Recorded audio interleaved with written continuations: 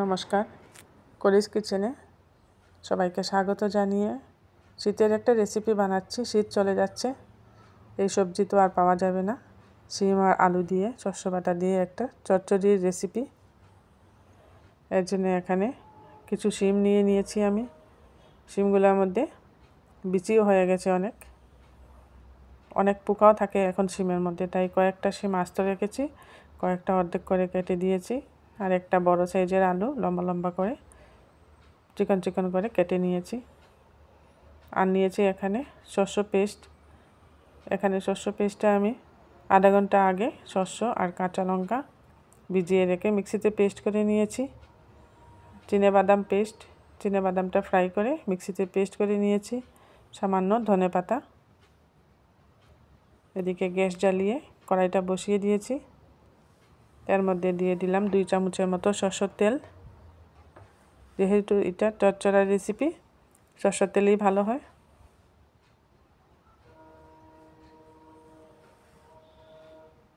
তেল গরম হয়ে যাওয়ার পর এর মধ্যে কেটে রাখা আলু দিয়ে দিলাম। আলুটাকে সামান্য নুন হলুদ দিয়ে একটু ভেজে নিতে হবে। সামান্য হলুদের গুঁড়া আর অল্প নুন দিয়ে আলুটাকে আমি ভেজে নিচ্ছি। গ্যাসের হিটটা মিডিয়ামে রেখেই ভাজছি। একটু হালকাভাবে ফ্রাই করে নিচ্ছি আলুটাকে।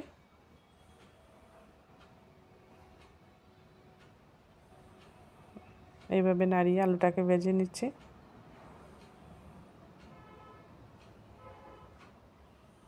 একটু লাল লাল হবে ভাজাটা।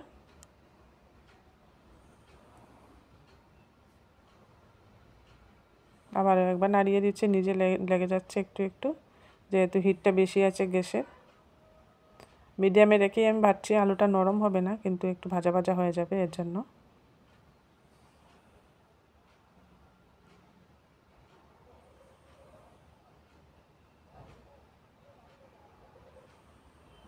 এইভাবে বারবার নাড়িয়ে দেখুন আলুগুলো একটু লাল লাল হয়ে গেছে ভাজা। আর ভাজতে হবে না। এখন আমি একটা পাত্রে এগুলো নামিয়ে নেব।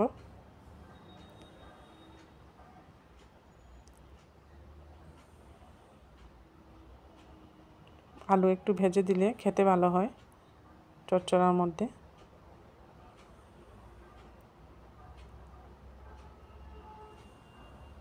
এবার এই তেলের মধ্যে শিমগুলো একটু হালকা ভেজে নিচ্ছি। দিয়ে দিলাম শিমটাকেও এইভাবে নাড়াচাড়া করে হালকাভাবে ভেজে নিতে হবে।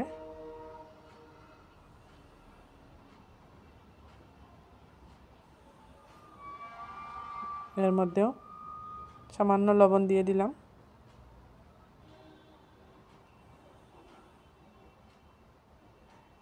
শীতের শেষের দিকে শিম, তাই শিমগুলাও এখন একটু শক্ত হয়ে এসছে। বাজারে তো এখন আর এত কচি শিম পাওয়া যায় না। একটু শক্ত শিম দিয়ে আজ আমি এই চচ্চড়িটা বানাচ্ছি।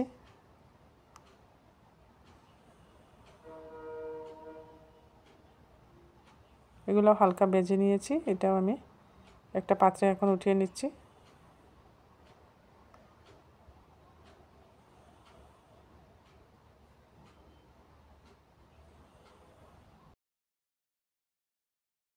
কড়াইয়ের মধ্যে 2 চামচের মতো তেল দিয়ে দিলাম।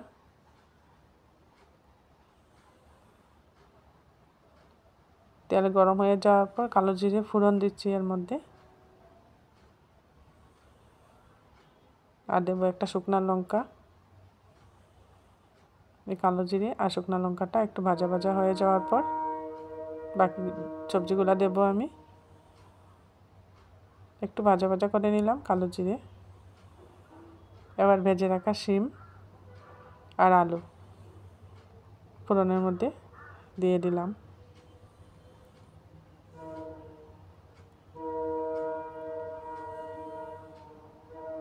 শিম আর আলুটা দিয়ে কালো জিরার সাথে একটু ভালো করে মিশিয়ে নিচ্ছি। এইভাবে কালো জিরার সাথে মিশিয়ে নিলে কালো জিরার গন্ধটা খুব সুন্দর আসবে শিম আর আলুর মধ্যে। এবার গুঁড়া মশলাগুলো দিয়ে দিচ্ছি। দিয়ে দিলাম হাফ টিস্পুনের মতো হলুদের গুঁড়া, আর 1 টিস্পুনের মতো জিরের গুঁড়া, হাফ টিস্পুন ধনে গুঁড়া, হাফ টিস্পুনের মতো লঙ্কা গুঁড়া। সামান্য ঝাল ঝাল হবে রেসিপিটা। পরিমাণ মতো লবণ দিয়ে দিচ্ছি।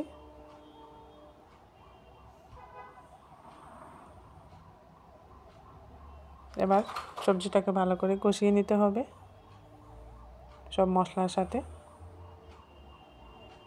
শিম আলু খুব সুন্দরভাবে মিশিয়ে নিচ্ছি আমি।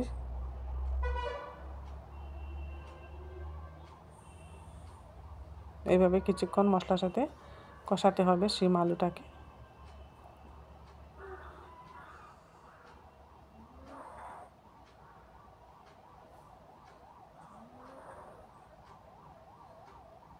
একটু ভাজা ভাজা হয়ে যাবে শিম আলু। একটি পাত্রে 2 চামচ বেটে রাখা শস্য নিয়ে জল দিয়ে গুলে অর্ধেকটা শস্য আমি এর মধ্যে দিয়ে দিলাম। এখন অর্ধেকটা শস্য, আর এখানে বাদাম বাটাটাও দিয়ে দিচ্ছি সাথে। বাদাম বাটা আর শস্য একসাথে মিশিয়ে নেব এখন শিম আর আলুর সাথে। এতে করে চচ্চড়া গ্রেভিটা খুব সুন্দর হবে। বাদাম বাটাটা দেওয়ার দরুন খেতেও খুব ভালো হয়।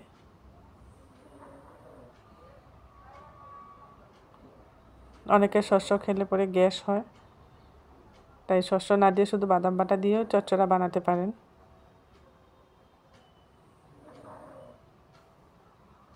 আমি এখানে সাদা শস্য ব্যবহার করেছি। সাদা শস্যটা একটু ঝাঁঝ কম হয়, লাল শস্যটা ব্যবহার করলে আর একটু ভালো হয়। একটু সময় ঢেকে দিয়েছিলাম, ঢেকে দেওয়ার পর দেখুন খুব সুন্দরভাবে কষানো হয়ে গেল। আলু আর শিমটা মশলার সাথে খুব সুন্দর লেগে গেছে। এভাবে উল্টে পাল্টে আমি আরও একবার ভালো করে নাড়িয়ে দিচ্ছি।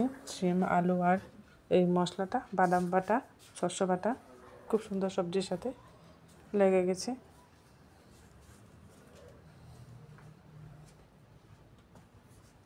এবার আরও 5 মিনিটের মতো ঢেকে দিচ্ছি। দেখুন তেল ছেড়ে ছেড়ে আসছে মশলা থেকে, কষানোটা খুব সুন্দর হয়ে এসছে।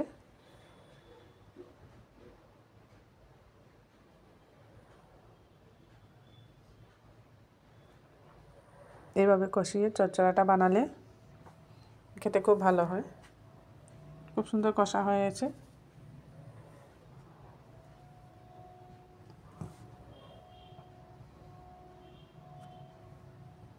এবার আমি সিদ্ধ করার জন্য একটু জল দিয়ে দেব। ওই বাটি থেকে বাটি ধুয়ে একটু জল দিয়ে দিলাম, শস্য রাখার বাটিটা দিয়ে একটু জল দিলে তারপর ঢেকে দেব। ঢেকে দেওয়ার পর সিদ্ধ হয়ে যাবে সম্পূর্ণরূপে।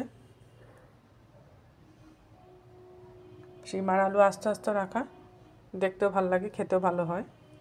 শিমগুলা যেহেতু বিচি হয়ে গেছে ভালোই লাগবে খেতে, কিন্তু কচি শিম হলে আরও বেশি টেস্ট হয় এই রেসিপিটা।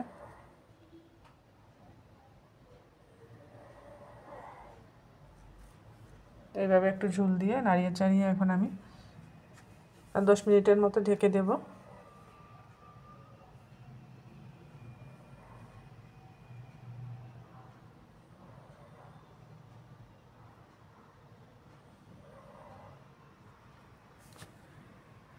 দশ মিনিট পর ঢাকাটা উঠিয়ে দেখছি সিদ্ধ হয়ে গেছে কিনা।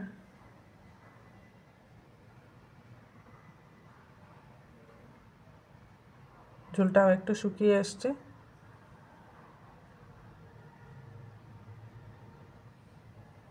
খুব সুন্দর হয়ে গেছে চচ্চড়াটা। আলুগুলোও সিদ্ধ হয়ে গেছে।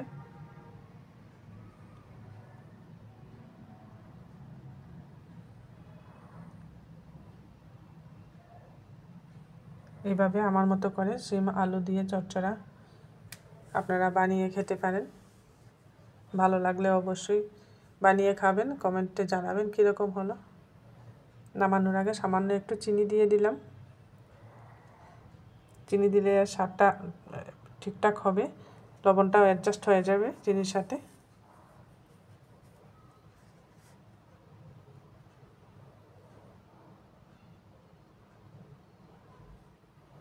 এবার উপর থেকে ধনেপাতা কুচি দিয়ে দিচ্ছি।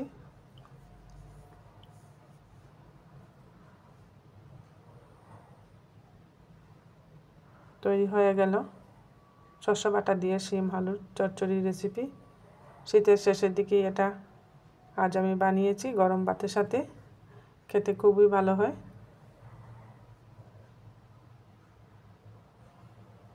খুব সুন্দর গ্রেভি গ্রেভি হয়েছে রেসিপিটা। আমি আরও নতুন রেসিপি নিয়ে আপনাদের সামনে হাজির হচ্ছি।